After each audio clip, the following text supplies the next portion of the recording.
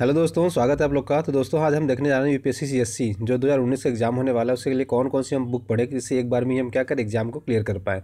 तो इसके लिए देखो, जो मोस्ट इंपॉर्टेंट मतलब जो बढ़िया से बढ़िया बुक है, मैंने उसको शॉर्टलिस्ट किया है।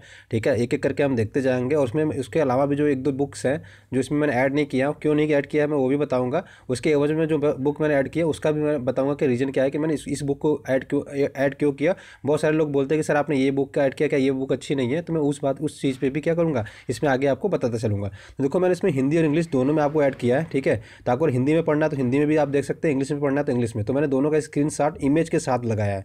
ठीक है, तो आपको देखो बुक का नाम तो मिलेगा इसमें, आपको इसके साथ इसका इमेज भी मिलेगा, जो लेटेस्ट एडिशन है उसका इमेज भी मिलेगा। जिससे कि क्या होगा, अगर आपको मार्केट में जाकर खरीदना हो तो आप इजीली क्या कर सकते हो, उसको एक्सेस कर सकते हो, उसको आराम से खरीद सकते हो, जिससे कि आपको परेशानी कम हो। ठीक है, तो चलिए सेशन को स्टार्ट करते हैं और आगे बढ़ते हैं। तो चलिए ठीक है, बढ़ते हैं। देखो हिस्ट्री की बात करते हैं। तो हिस्ट्री में आपको पता है कि प्रीलिम्स में हमें चार पोर्शन पढ़ना पड़ता है। इसमें क्या है कि जो वर्ल्ड हिस्ट्री होती है, वर्ल्ड हिस्ट्री मेंस का टॉपिक होता है, तो मेंस में वर्ल्ड हिस्ट्री पूछी जाती है। बात करते हैं एंशियंट के लिए और मिडाइवल के लिए। आपको इसके लिए कुछ नहीं करना, एनसीईआरटी ही पढ़नी है। एंशियंट हिस्ट्री पढ़नी है किसकी, आर एस शर्मा की, और सतीश चंद्रा की आपको 11th की पढ़नी है। ठीक है, तो ये भी आपको हिस्ट्री ऑफ मिडाइवल। अगर हिंदी में बात करें तो सेम वही किताब मैंने रख रखी है, प्राचीन भारत का इतिहास आर एस शर्मा की, और मध्यकालीन भारत की राजनीति, ठीक है, भारत समाज और संस्कृति सतीश चंद्रा की पढ़नी है। तो ये आपको याद रखिएगा कि ये आप दोनों एनसीईआरटी से कवर कर लोगे, मिडाइवल और आपका एंशियंट। इससे ज़्यादा आपको कहीं एक्स्ट्रा पढ़ने की जरूरत नहीं है। आपके लिए देखो जो मोस्ट इंपॉर्टेंट होता है प्रीलिम्स पॉइंट ऑफ व्यू से, मॉडर्न हिस्ट्री हो जाती है। ठीक है, तो आपको मॉडर्न हिस्ट्री के लिए क्या पढ़ना है, आपको स्पेक्ट्रम पढ़ना है। स्पेक्ट्रम के नाम से बहुत ज़्यादा फेमस है, तो आप स्पेक्ट्रम जाके दुकान में बोलेंगे तो आपको किताब मिल जाएगी इजीली। इसको बोलते हैं brief history of modern India by Rajiv Ahir.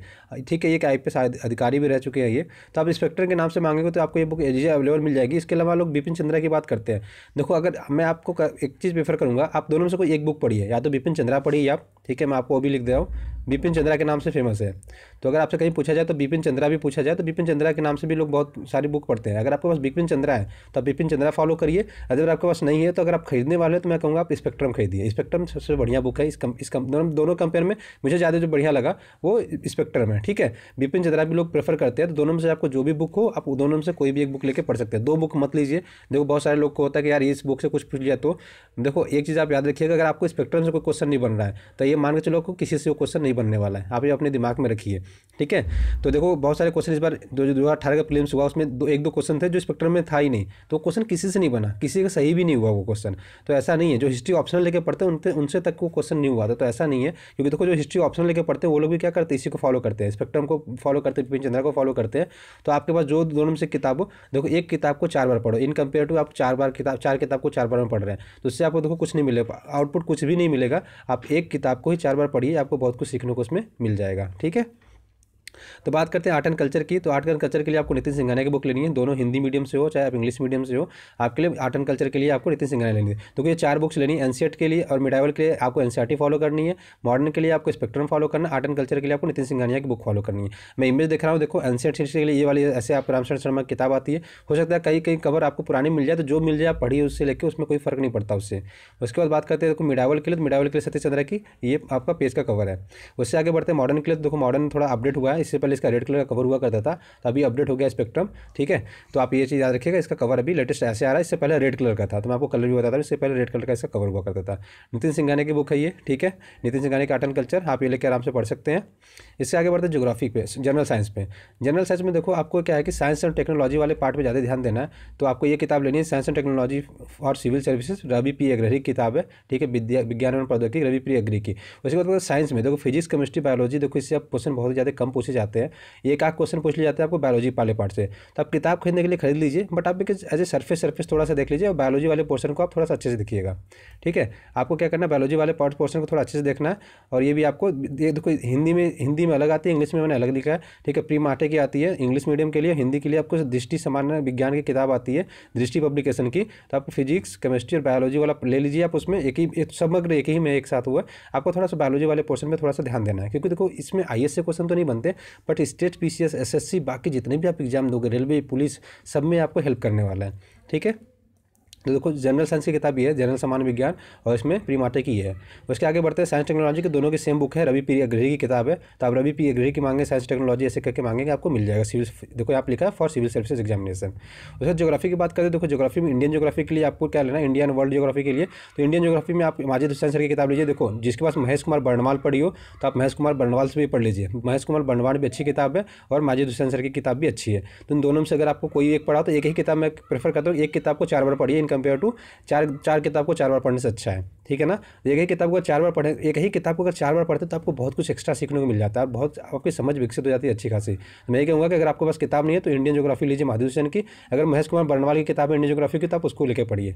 उसके बाद देखो मैपिंग के लिए आपको ऑक्सफोर्ड एटलस स्कूल लेना पड़ेगा, ठीक है। हिंदी में भी इसको ऑक्सफोर्ड स्टूडेंट एटलस कहते हैं।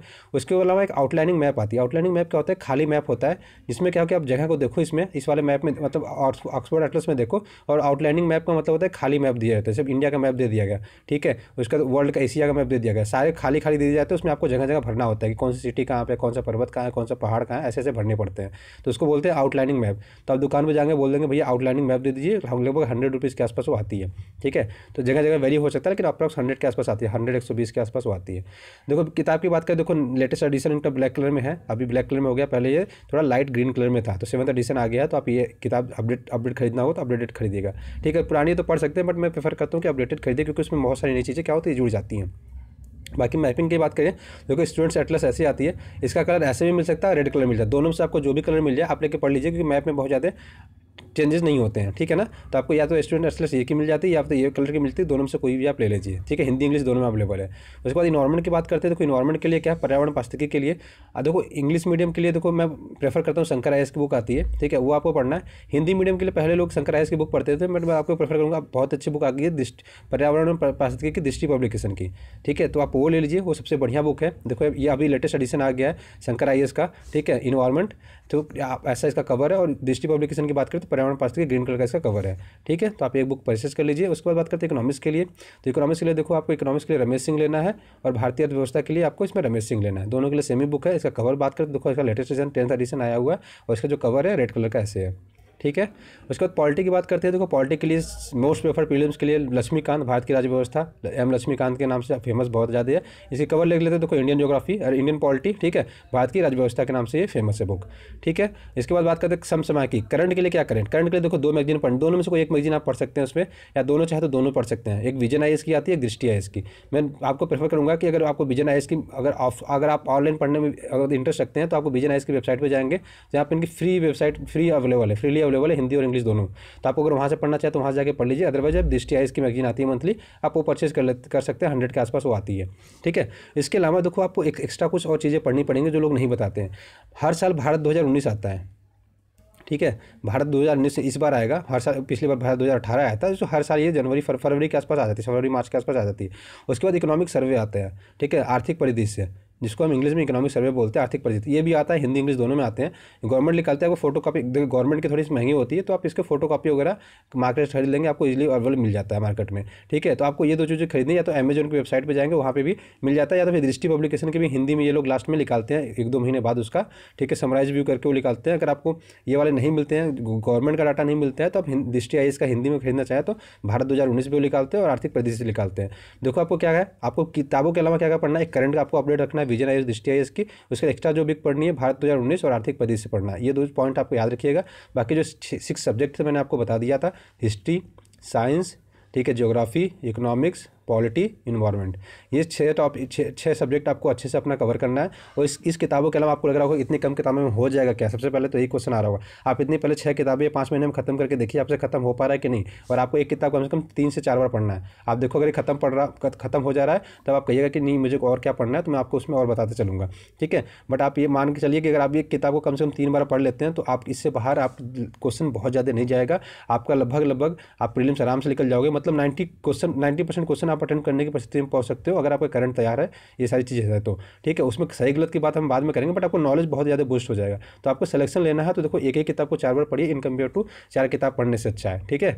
तो इतना ही था दोस्तों। आप जो मैंने देखो बहुत ही प्रिसाइज जितने भी मतलब मोस्ट इंपॉर्टेंट आप कहीं भी मार्केट में किसी से पूछेंगे तो सारे लोग यही प्रिस्क्राइब करेंगे, ठीक है। तो जो प्रीलिम्स के लिए बातें कही जाती हैं लगभग मैंने आपको कोशिश की कि सारी की सारी जो मोस्ट इंपॉर्टेंट बुक्स है आपको प्रोवाइड करा दूँ, ठीक है। तो दोस्तों मेरे आप जरूर बताइएगा वीडियो कैसा लगा। अगर वीडियो अच्छा लगे तो लाइक जरूर करिएगा, अपने दोस्तों के साथ सब्सक्राइब भी करिएगा और खुद भी सब्सक्राइब करिएगा और यहाँ पे बेल आइकन दबा दीजिएगा, जिससे कि कल को मैं लेटेस्ट अपना कोई वीडियो डालता हूँ तो आपको यहाँ पे मिल जाया करेगा। ये मेरा व्हाट्सएप नंबर है, अगर आपको पीडीएफ रिलेटेड कोई भी चीज़ चाहिए तो जहाँ पे जस्ट हाई लिख के भेज दिया करिएगा। मैं आपको जो भी पीडीएफ वगैरह आएगा, कोई भी न्यूज़ आएगा तो मैं जस्ट आपको व्हाट्सएप भी कर दिया करूँगा, ठीक है। तो वीडियो देखने के लिए दोस्तों बहुत बहुत धन्यवाद। आपका दिन शुभ हो। Have a nice day. Thank you so much. Good day.